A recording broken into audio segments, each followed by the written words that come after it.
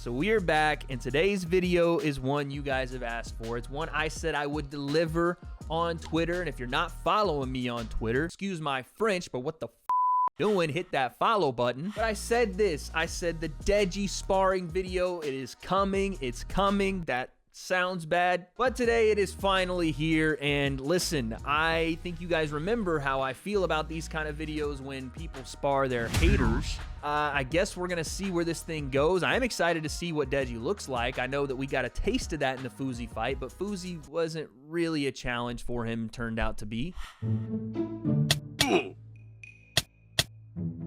But I'm excited to see Deji because I'm going to be seeing him in person. If you guys didn't hear the news, November 13th, I will be commentating Deji versus Floyd Mayweather. It's still, I can't believe it. It's crazy. But Deji sparred a hater, and I don't know how to feel about that. But I'm going to give this video a chance. So, breakdown, let's go.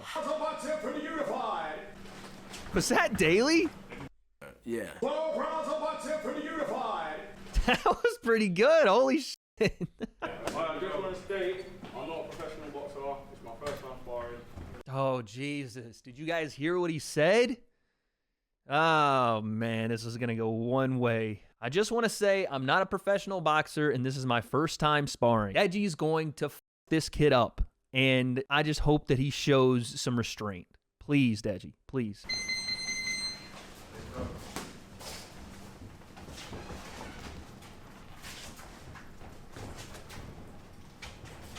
I mean, right away, this guy has no clue what he's doing.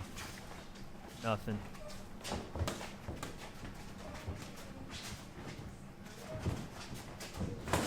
Wait. Deji's lead hand is nice. Tries to parry the backhand. You see him sticking that lead hand in this guy's face, right? It's bothering him. It's a nice play, but I mean, honestly, Deji could have thrown the straight left right down the pipe right here.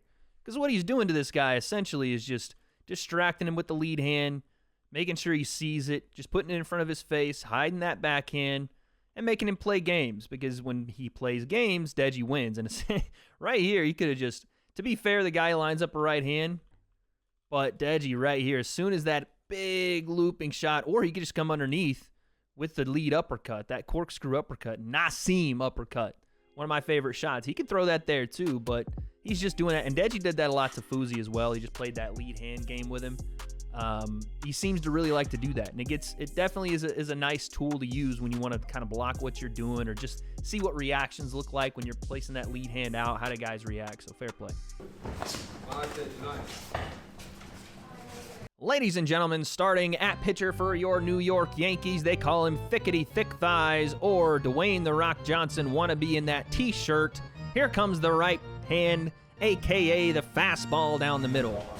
And as you can see, I call it that because he throws it, picking his back foot off the ground. No balance, actually steps on Deji's shoe, which is done correctly, is a fun technique. But yeah, this guy, again, just has no experience boxing. Ooh, there's that uppercut I'm looking for. Way! Yeah, that one hurts. Give him a sec, he says. I think, honestly, I don't think he needs more seconds. I think he needs more boxing lessons and less time in the ring. This is probably where this should have ended, to be honest, but we still got 6 more minutes in the video.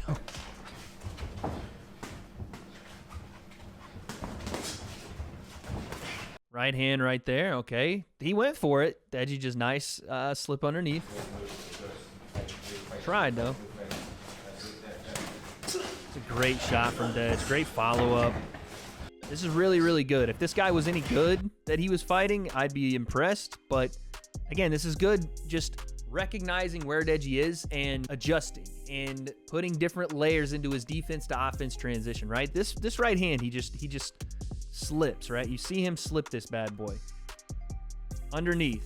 Here it comes. Right hand. Boom. We go underneath. But no follow-up shot. Just to get out of range. Okay, we've seen that shot. Now watch the next one this guy throws.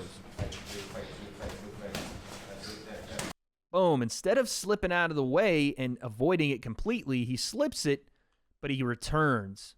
Catches the guy. Lead hook. That's nice. Left hand. That's nice as well. Guy guy's staying in there. Fair play. It's a game, but woo wee. Woo, woo, woo. Okay. They did a full round, and now we're going for a second. So this is 2 rounds of sparring. Again, I think it's only 2 minutes, so maybe not the worst thing. And this guy continues to try, so okay, but I don't know why we're doing it. Ooh, it's a big shot. I mean, Deji is switched on. Good defensively sound, wide stance, balance. Again, this is what I appreciate, I will say. Right here, Deji has the opportunity to reframe and f this kid up because, again, he's turned his back again. Right here, Deji has the opportunity to throw another left hand or sneak in this uppercut, and he doesn't. Respectable. Ooh. Wait, stop turning your back, my man. Jesus Christ. And Deji just follows up on this one. Goes to the body, though, thank God. Ooh, gets caught there, though.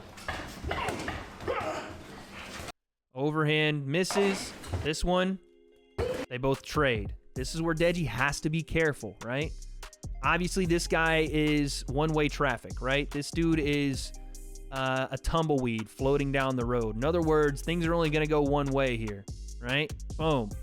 But when he gets into these kind of exchanges where he's just throwing and the hand placement isn't necessarily something he's aware of, that is when a counter puncher like Floyd is going to hurt him.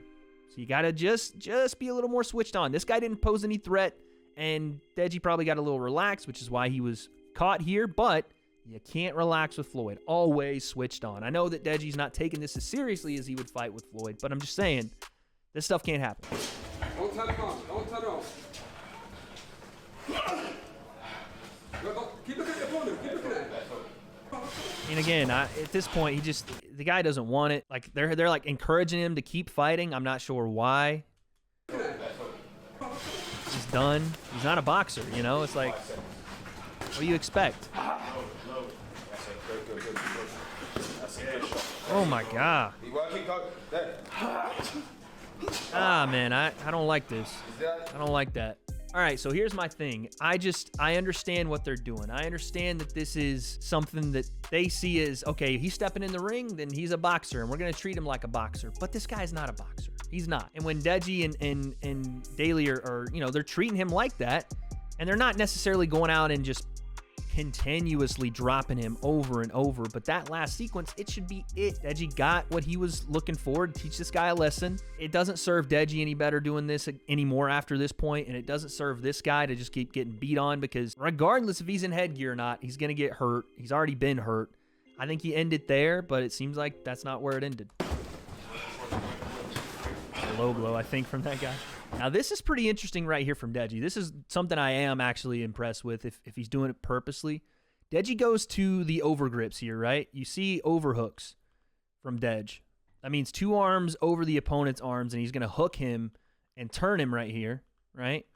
Now, if he were to let go, and I've heard Deji say he's a big Lomachenko fan, if he were to let him go, flip his hips, and then throw a left hand, again, if this guy was a decent boxer, that'd be impressive. But just the fact that he knows to go to the overgrips, which I know that I saw him and Daly working on at the open workout before the Fuzi fight, this could be helpful in the Floyd fight. We saw what Logan was able to do to Floyd. We saw him continuously leaning on him, putting that weight on him.